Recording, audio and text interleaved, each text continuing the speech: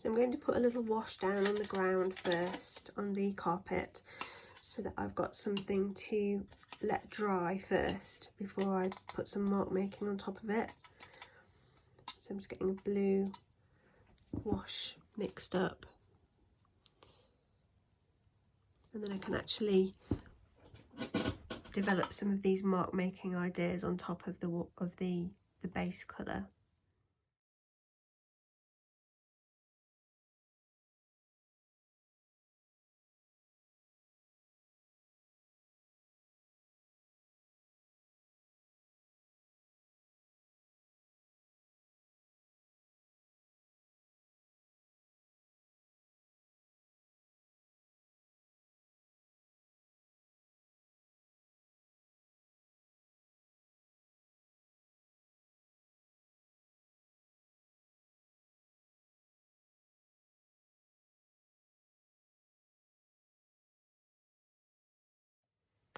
So now I've got the basic colours down, I'm going to start experimenting with the texture on the top, which I'm going to use watercolour and a little bit of water-soluble pencil as well.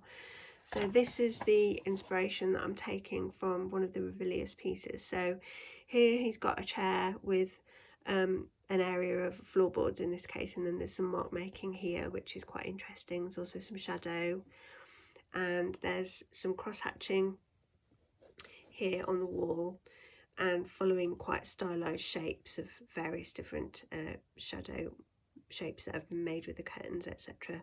So it's a series of small marks, large marks, lighter marks, simplified marks to represent various different aspects of this image. So I'm just going to have a little play and see if I can replicate the feel of this mark making style.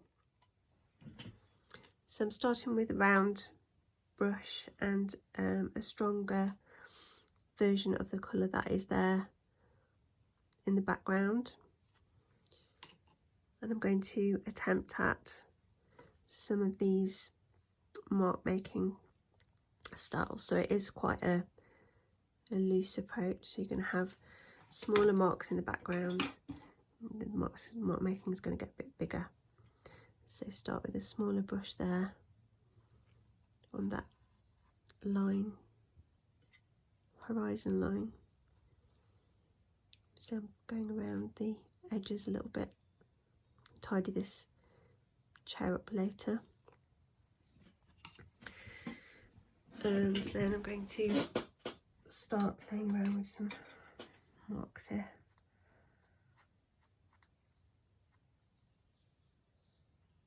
So it's really pattern making, and the patterns or marks represent shade, light and shade.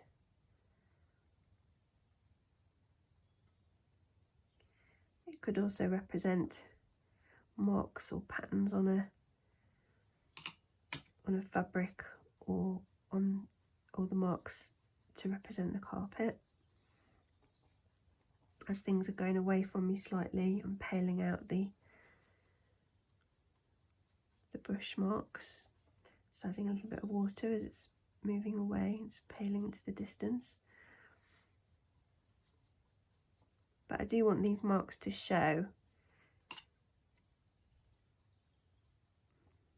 because it's a stylized approach to the painting.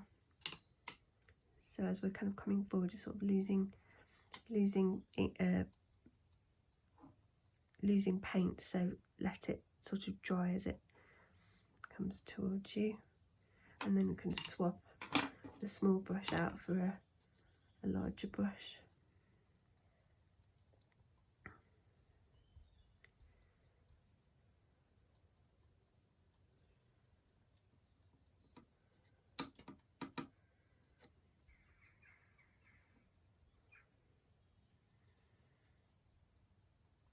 So because we want these marks to show, we don't want them to blend with each other too much, so try and create a separation to the marks, maybe a little bit of perspective as well as it's coming towards you.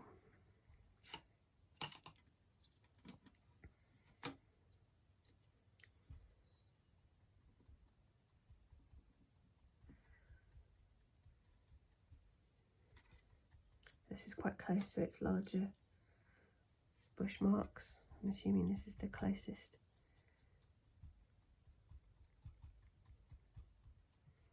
And then when this dries, I'm going to add some marks in here which represent a shadow coming out from the legs of the chair.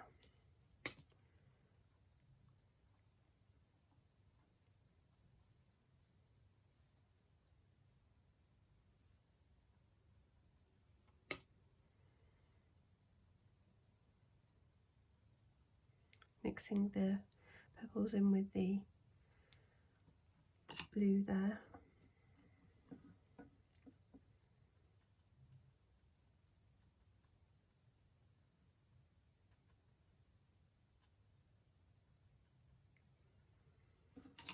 And then I'm adding some water to that and blending that away just a touch.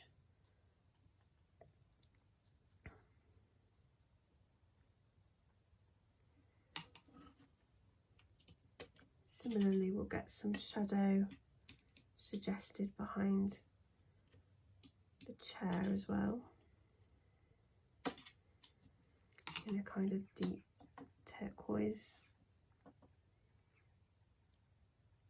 This could be different kind of marks, perhaps going in a different direction, which could be cross-hatched as well. So just going across like this as well, to see what sort of marks you'd like to make.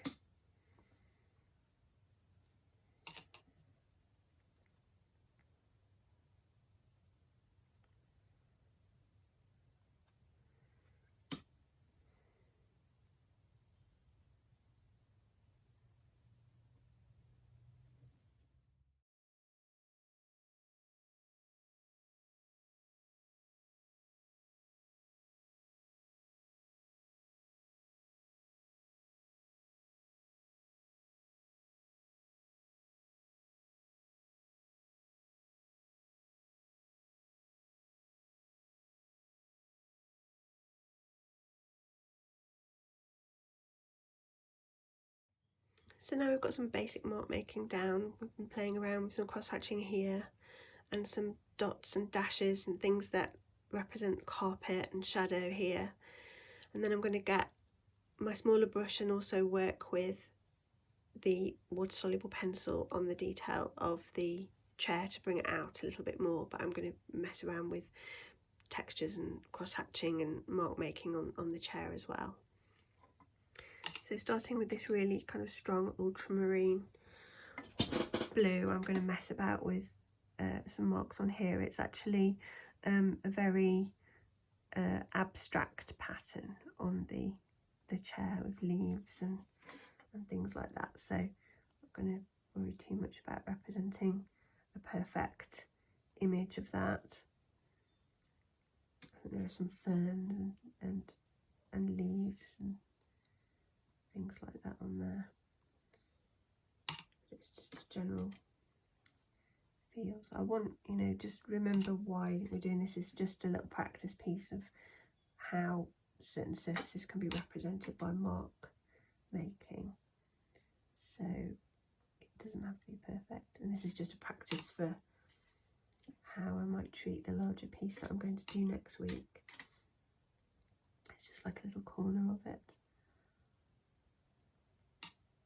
So from a distance, I want people to see these marks. I want these marks to be part of the feature of the design.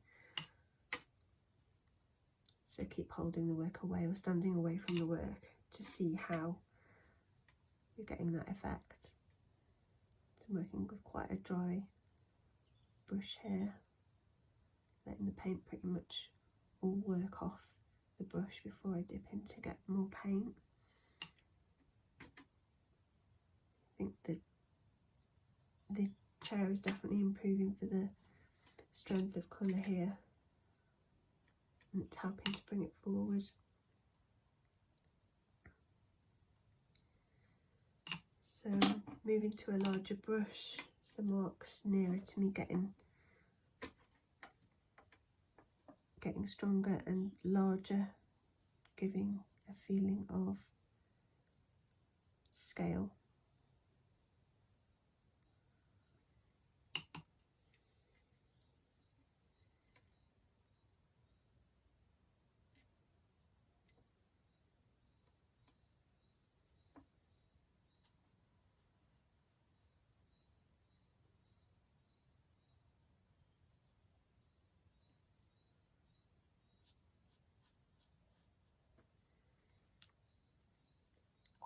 I'm still going to have to go to a smaller brush as we work into the chair legs because they're quite narrow, and identify the shadowy side of your chair. Some pretty strong shadow marks in there, and then the depth of the piece will start to show through, start to look a bit more three-dimensional.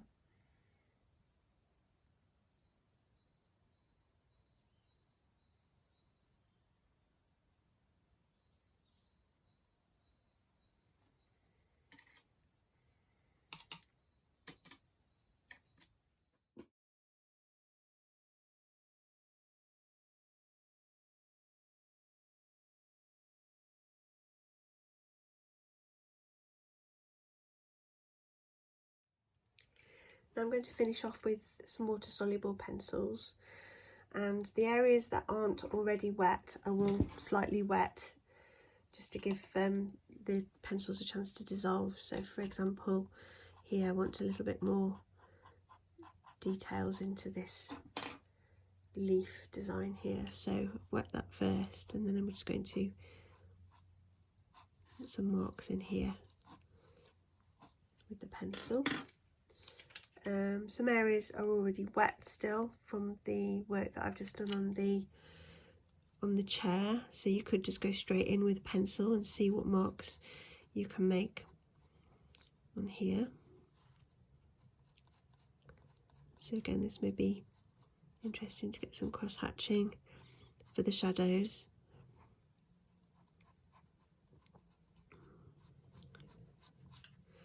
And just play around with the effects that you can make. If I want to add something here to intensify some of this shadow, probably go in with the pencil on top. I may like that as it is, but I may actually want to intensify the colour, so I could go back over the top of the pencil, which would just strengthen that effect of the pencil. As you can see, it breaks down the pencil a little. Or again, just wet an area and add some pencil over the top to that.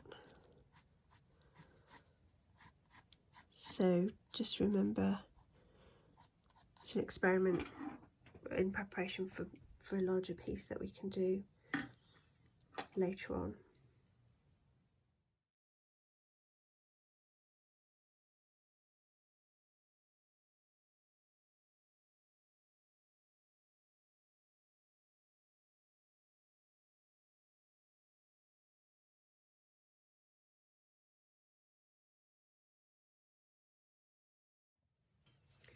So that's almost it for the experiment, really.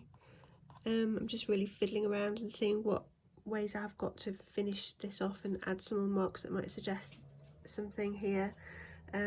It's quite loose and I wanted the marks to be quite strong, so you know, there's bits that I'm happy with, bits that I'm not happy with, but at the end of the day it's an experiment for us to learn from.